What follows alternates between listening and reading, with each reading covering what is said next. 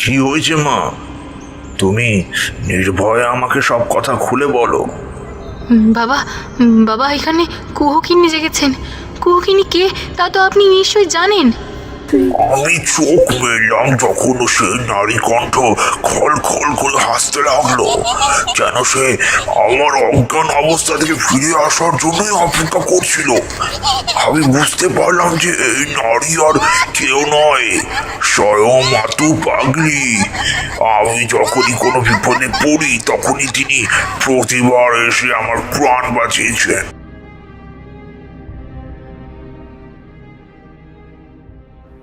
একটা চৈত্রের দুপুর ফুরিয়ে আসছিল, নিস্তব্ধ ও নিস্তরঙ্গ, যেন এমন দুপুর প্রাগৈতিহাসিক সময়ের থেকেই অলসভাবে হেঁটে এসে পৌঁছেছে আজকের দিনে।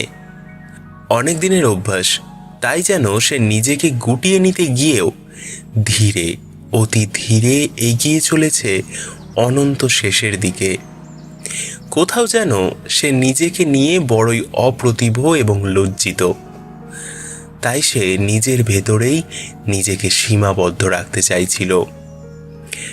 এমন দুপুরে তমাল একা, আর ওর একাকিত্ব যেন এলাচ দানার মতো ওকে অসহায় করে তুলেছিল। এমন দুপুরে সময় যেন কাটতে চায় না। একটা গল্প পড়ছিল সে একটা বইয়ের থেকে, যেখানে বইয়ের কভারে একজন নারীর সুন্দর সুবৃহৎ স্তনের উপর হাত রেখে এক পুরুষ যেন নিজের পৌরুষ উপলব্ধি করছিল। তমালের মনে হচ্ছিল সে ছবি দেখে যেন পুরুষের চোখ দুটো ক্রমাগত প্রলোভনের দুনিয়াতে তমালকে স্বাগত জানিয়ে চলেছিল। গল্পের ভেতরও এক আবেগঘন পরিবেশ। একজন বন্ধুর স্ত্রীকে লাম্পত্যে চূড়ান্ত করতে করতে আরেক বন্ধু ক্রমশ নিজের বুকের ভেতরে গভীর আবেশে জড়িয়ে ধরেছে। তমাল এখানে একা থাকে, বাড়ি থেকে প্রায় 130 কিলোমিটার দূরে। বন্ধু কেউ নেই, তাই যেদিন ছুটি পায় সেদিন সময় যেন কাটতেই চায় না। আজও তেমনই মনে হচ্ছিল। এদিকে এমন গল্প পড়তে পড়তে শরীর গরম হচ্ছে, সে কথা বেশ উপলব্ধি করছিল সে। কিন্তু একা একা কি আর রোমাঞ্চকর খেলা জমে? ইন্টারনেট ঘেঁটে সে একটা ফোন নাম্বার চাইছিল মনোরঞ্জনের, কিন্তু তেমন কিছু সে পেল না। কিন্তু মন যেন মানতেই চাইছিল না যে একটাও ভালো যোগাযোগ সেখানে সম্ভব। তাহলে এখন কি হবে?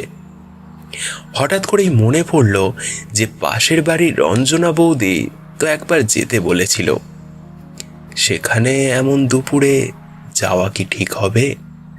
বৌদিকে যে ভালো লাগে সে কথা তো সে কখনো নিজের কাছে অস্বীকার করতে পারে না, কিন্তু এভাবে সেখানে যাওয়া কি ঠিক দেখাবে? কিন্তু শরীরের চাওয়ার কাছে যে কোনো মুনি ঋষি আত্মসমর্পণ করতে বাধ্য হয়, আর সে তো নেহাত এক 28 বছরের ভার্জিন ছেলে। নিজেকে সে কিভাবে আটকাতো? নিজের হাতে থাকা বইটা সে এবার বন্ধ করলো। এখন যেন সেই কভারের পুরুষ দুনিয়ার সমস্ত পুরুষের হয়ে ওর কানে কানে বলে গেল, হে পুরুষ, আজ তুমি যে অভিপ্রায়ে চলেছ তা যেন বুঝতে দিও না। সেখানে পাপের যোগ আছে। সামলাও, সামলাও হে পুরুষ, নিজেকে সামলাও। তমালের মনের ভেতরের কামনা কিন্তু বলছিল তখন, যাও পুরুষ, উপভোগ করো, এখানে স্বর্গ সুখ আছে। যখন তুমি চাইলেই আঙুর খেতে পারো, তবে আঙুর গাছের নিচে কটা গাছের ঝোপঝাড় দেখে নিজেকে নিস্তেজ করে রাখছো। জাগো, জাগো, জেগে ওঠো পুরুষ, যা তুমি চাও তা অর্জন করে নাও। এই বিশ্ব সংসারে নিজেকে পাপী ভাবার মতো পাপ কিছুতে নেই। যা চাও তা অর্জন করো, কারণ অর্জন করার ভেতরেই পৌরুষ। যাও, যা চাও তা অর্জন করো। তমাল দ্বিতীয় কথাকেই নিজের সংলাপ বানিয়ে নিয়ে আয়নায় নিজেকে দেখে নিজেই বেশ খুশি হয়ে উঠল। এই চৌহদ্দিতে আর কে আছে এমন পুরুষ? উপরের পাটির দাঁত দিয়ে নিচের ঠোঁটের উপর ঈষৎ কামড় দিল। তাতে সে নিজেই উহ করে উঠল সামান্য ব্যথায়। কিন্তু তারপর সেই ব্যথা বেশ ভালো লাগলো। একটা বারমুডা পরেছিল সে তার সঙ্গে, শরীরের উপর একটা হাফ হাতা হাওয়াই শার্ট পরে নিজেকে ভরিয়ে তুলল পারস্য দেশের সুগন্ধে। তাতে নিজেকেই নিজে বলে উঠল কামুক। শব্দটা যেন আরো উজ্জীবিত করে তুলল তমালকে। নিজের ভেতরে সে এক মদমত্ত হাতির অস্থিরতা টের পেতে লাগলো। বলো বিভূতি, আসলে আজকাল বাজারে এসবের চাহিদাই তো তুঙ্গে, বুঝলে কি না? তাই এটাই লিখছি। তোমার কি মনে হয় যে এই গল্পটা জনতার ভালো লাগবে? দেখ কিশোরী, এই ধরনের লেখা তো আমি লিখি না, তাই সে বিষয়ে তোমাকে কী বা বলি। তুমি একটা কিছু লিখতে শুরু করেছো, সত্যি এটা তো একটা প্রশংসাযোগ্য কাজ। কিন্তু কোনো লেখা জনতার পছন্দ হবে কি না সেই বিষয়ে এমন কোনো ধরনের সহজ মতামত তো জানা যায় না। তুমি যা লিখছো তাতে যদি আনন্দ পাও তবে নিশ্চয়ই লেখো। মনের আনন্দের থেকে বেশি, সাহিত্য থেকে বেশি কিছুই কি পাওয়ার থাকে? আমার মনে হয় এমন কিছুই পাওয়ার থাকে না, বা মনের আনন্দের থেকে বেশি সুখের হতে পারে। তুমি এক আশ্চর্য বন্ধু যা দেখছি। কোথায় আমায় একটু উৎসাহ দেবে সেটা না, তুমি আছো দার্শনিক সুলভ কথা বলতে। আমার সত্যি একদম ভালো লাগে না তোমার এরকম কথাবার্তা। তা তুমি তো আমাকে একটু উৎসাহ দিতে পারো, তা কখনো দেবে না তো?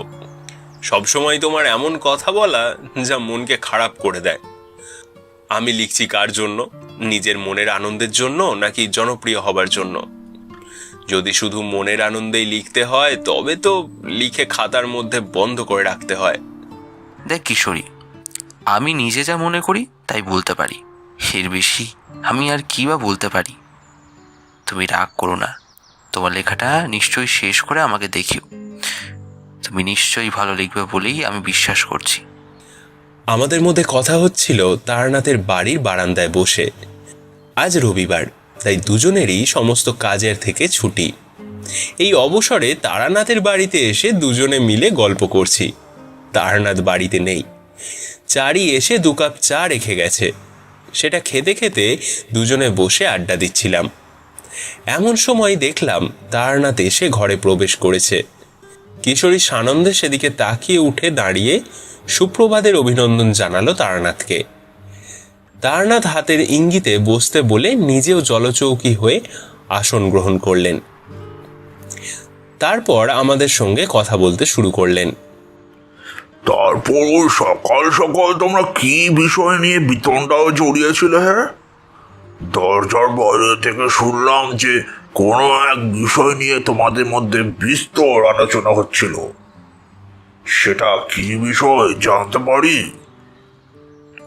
হ্যাঁ নিশ্চয়ই ঠাকুরমশাই, আপনি সে বিষয়টা জানতেই পারেন। আসলে হয়েছে কি, কিশোরী একটি গল্প লিখতে শুরু করেছে। সে গল্প এমনই যে আমার বেশ মজা লাগছে। আপনি ওকে পড়ে দেখবেন নাকি সে গল্প? দেখলাম আমি যতটা মজা করে কথা বলেছিলাম সেটা তারানাথকে তেমনভাবে স্পর্শ করতে পারল না। তিনি নিজের মতো করেই যেন কিশোরীর গল্পের প্রতি বেশ সহানুভূতি বোধ করতে লাগলেন। হাত বাড়িয়ে তিনি কিশোরীর হাত থেকে সেই গল্প লেখা কাগজটি নিলেন। তারপর সযত্নে সে গল্প পড়তে লাগলেন। দেখলাম ধীরে ধীরে মুখে হাসি ফুটছে। ভাবলাম তিনি হয়তো আমার মতোই কিশোরীর গল্প যে আসলে কিছুই হয়নি এমনটাই বলতে চাইবেন। তুমি তো বেশ ভালো লিখেছো দেখছি। নিশ্চয়ই সকলের খুব পছন্দ হবে এই গল্প। কিশোরী, যা তুমি উপলব্ধি করবে তা নিশ্চয়ই সাহিত্যে নিয়ে আসবে। সাহিত্য আসলে হলো মনের আয়না। যেমন তুমি ভাববে ঠিক সেমনই তুমি লিখবে। তাই যেমনই হোক যা সাহিত্য, তুমি অতি অবশ্যই লিখবে। আমি বুঝতে পারছি যে বিভূতি তুমি কেন হাসছো, তবে দেখো, খিদে এক বড় জিনিস। যদি খিদে জাগে তাহলে সবই হতে পারে, এমন যা কিশোরী লিখেছে। খিদে কি শুধু পেটের ভেতর জাগে নাকি রে? না, সেটা হয় না। মনেরও খিদে থাকে। মন যখন খিদে অনুভব করে তখন সে অনেক কিছুই হতে পারে এবং অনেক কিছুই করতে পারে। এমন খিদের কথা নিয়েই লেখা হয়েছিল কামসূত্র। এই নাম নিশ্চয়ই শুনেছ তুমি এর আগে। শোনো বিভূতি, এ জীবনে কামের প্রভাব অনস্বীকার্য। ঠাকুর মশাই, আমায় মার্জনা করবেন, কিন্তু আপনার জীবনেও কি এমন কোনো ঘটনা ঘটেছিল যা কামের বশবর্তী করে তুলেছিল আপনাকে? আপনি কি এমন সংগ্রামে জড়িত হয়েছিলেন? এই পৃথিবীর মূল চালিকা শক্তি হলো জন্ম। আর জন্ম দিতে গেলে কামের প্রভাব ছাড়া কিছুই সম্ভব হতে পারে? কামের প্রভাব আমিও এড়াতে পারিনি, এ কথা আমাকে যে স্বীকার করতেই হবে। ঠাকুরমশাই, আপনি আমাদেরও সে গল্প বলুন না। মানে শুধুই কামের সম্পর্কে আপনি জড়িয়েছিলেন, একটু প্রেম ছিল না? না, তুমি ঠিকই বলেছ। সেই সম্পর্ক ছিল শুধু কামের সম্পর্ক, তবে জীবনে সেই একবারই। জীবনে কখনো আর এমন ঘটেনি আমার সঙ্গে।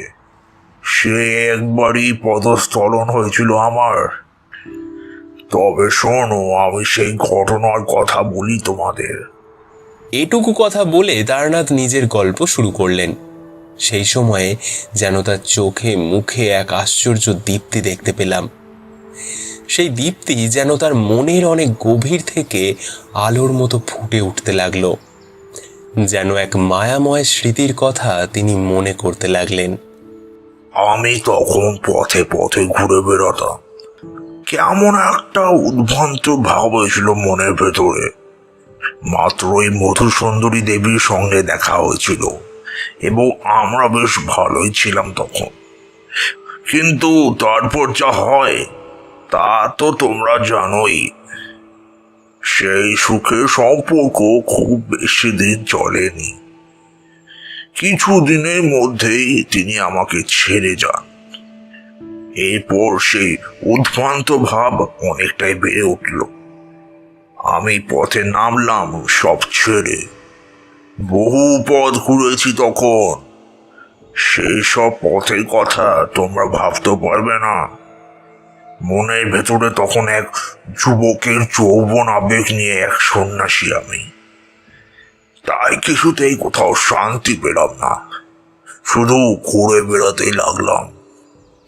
এভাবেই ঘুরতে ঘুরতে সুন্দরবনের কাছাকাছি এক গ্রামে গিয়ে উপস্থিত হলাম।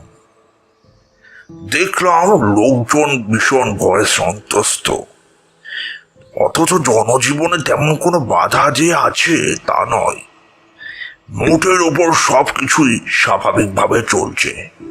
সেদিন ছিল হাটবার।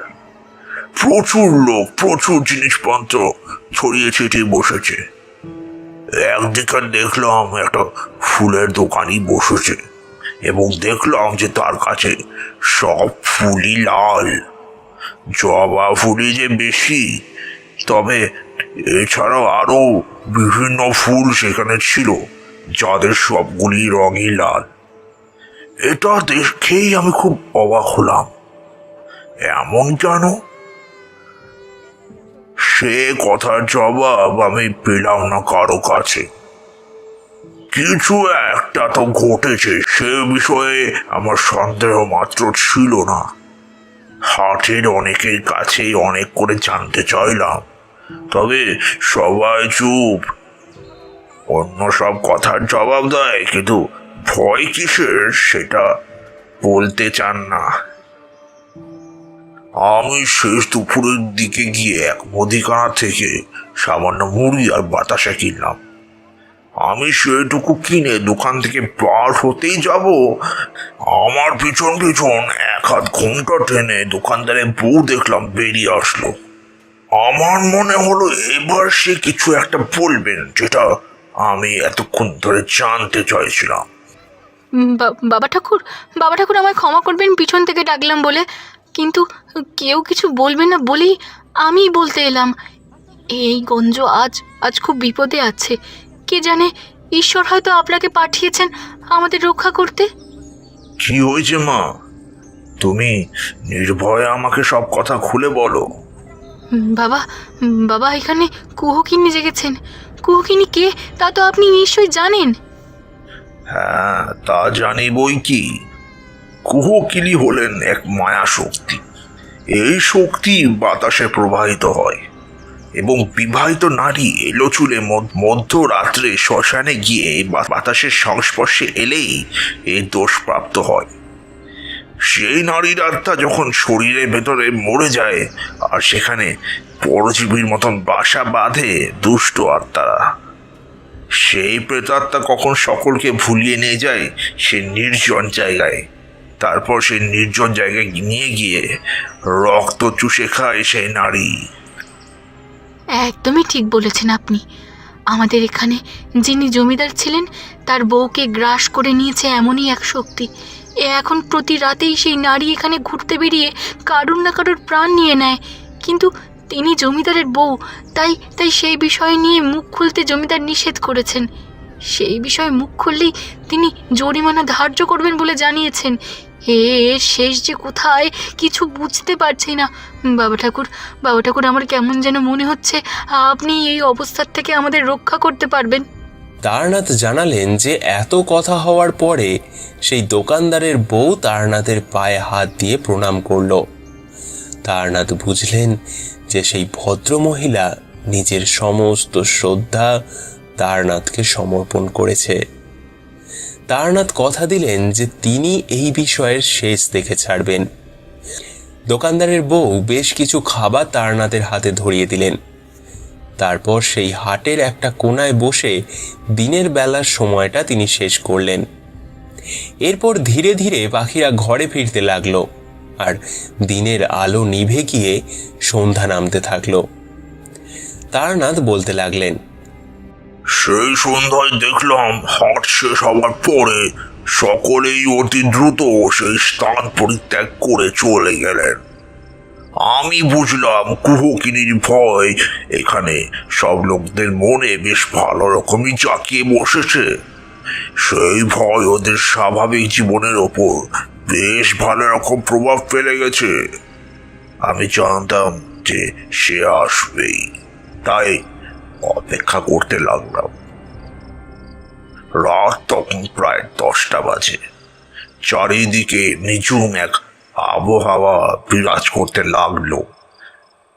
এতটাই নিঝুম যে হয়ে উঠেছিল সবকিছু যে আমি বুঝতে পারলাম অপ্রাকৃত কিছু ঘটতে চলেছে, এবং মনকে তৈরি করতে লাগলাম যেন আমার মনের সঙ্গে সঙ্গত রেখে বাতাস কমে আরো ভারী হয়ে উঠতে লাগলো। এরপর চাঁদের আলোয় দেখতে পেলাম যে এক নারী আমি যেখানে বসেছিলাম সেদিকেই এগিয়ে আসতে লাগলো। কাছে আসতে দেখলাম সে নারী পুরো উলঙ্গ। সুস্তনী ও যৌবনের বিচ্ছুরণ যেন তার সারা শরীর জুড়ে ঝরে পড়ছিল। আমি নিজের মন্ত্র শক্তি ও সমস্ত কিছু ভুলে যেতে লাগলাম। সেই নারীর কাছে যেন অনায়াসে ধরা দিতে থাকলাম। সেই নারী ক্রমশ আমার কাছে এগিয়ে আসলো, আমার বুকের উপর উঠে বসলো। এক সময়ে নিজের যোনি দিয়ে পিষ্ট করে ফেলতে লাগলো আমাকে। শরীরের প্রত্যেকটি রোমকূপ যেন সে নারীকে গ্রহণ করার জন্য উন্মুক্ত হয়ে উঠল। তার দেহ থেকে এক অপূর্ব মনোমুগ্ধকর গন্ধ এসে আমার ইন্দ্রিয়ে আগুন ধরিয়ে দিতে লাগলো। আমি নিজের চেতনা হারিয়ে ফেলেছিলাম। সে আমার হাত ধরে এবার এগিয়ে চলল। আমার পা চলছে, তখন এইটুকু বুঝতে পারছিলাম, কিন্তু বাকি কিছু বোঝার মতন শরীরের ভেতরে কোনো রকম প্রভাব কাজ করছিল না। আমি নিজেকে যেন সঁপে দিয়েছিলাম সেই নারীর কাছে। পথে যেতে যেতে সেই নারী আমায় চুম্বনে চুম্বনে ভরিয়ে ফেলতে লাগলো। এক ক্রমাগত অস্থিরতা আমাকে উন্মাদ করে চলল। আমি যেন নিস্তেজ হয়ে পড়তে লাগলাম ক্রমশ।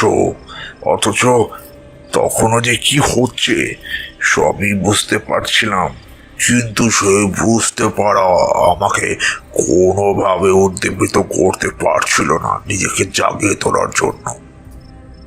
এক সময় শ্মশানে এসে পৌঁছলাম। সেখানে আসার পর সেই নারী নিভে আসা এক চিতার কিছুটা ছাই তুলে আমার কপালে ঘষে ঘষে লাগিয়ে দিতে লাগলেন। আমার সারাটা শরীর জুড়ে এক বিচিত্র শীতলতা নেমে আসতে লাগলো। আমি যেন এক অন্য জগতের দিকে এগিয়ে যেতে লাগলাম। আমি এভাবে যে কতক্ষণ ছিলাম সে খেয়াল আর রাখতে পারিনি। জ্ঞান হারিয়ে মাটিতে লুটিয়ে পড়লাম।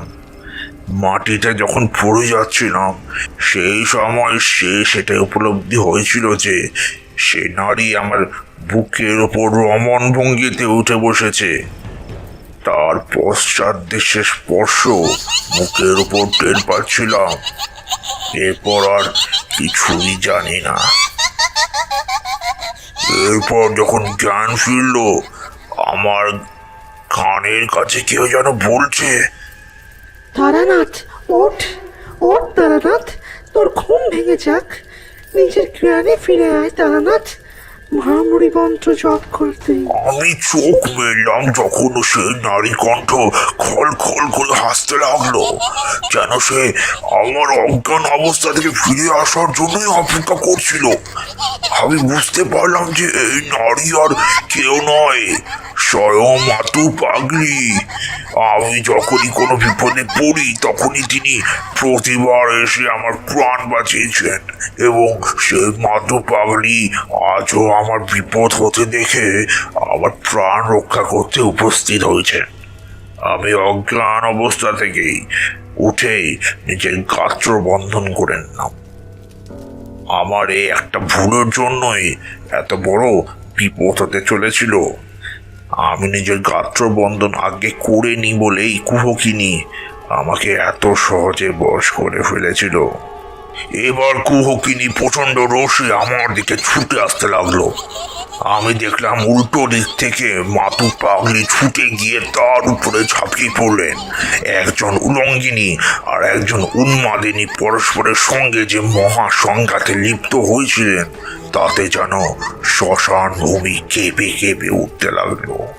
আমি এক মনে ভ্রামরি মন্ত্র জপ করতে লাগলাম যাতে শুভ শক্তির জোর অনেকটাই বেড়ে যায়, কিন্তু সে লড়াই যেন প্রাণপাত না হওয়া পর্যন্ত থামবার নাম নেবে না বলে স্থির করে নিয়েছিল সেদিন। আমার চোখের সামনে সেই দুই নারীর এমন সংঘর্ষ আর কখনো দেখা হয়নি আমার। শেষ পর্যন্ত মাথু পাগলি কুহকিনীর চুলের মুঠি ধরে তাকে নিজের বশবর্তী করে ফেলল।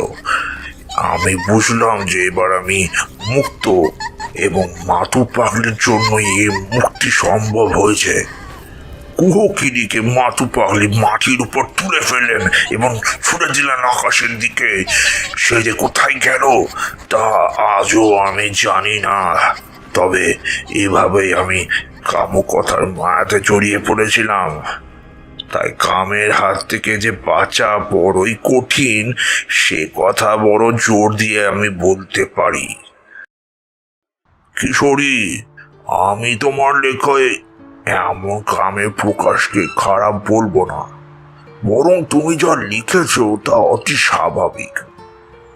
মানব তথা সমস্ত জীব জগতের জন্যই কামের ভূমিকা অস্বীকার করা যায় না।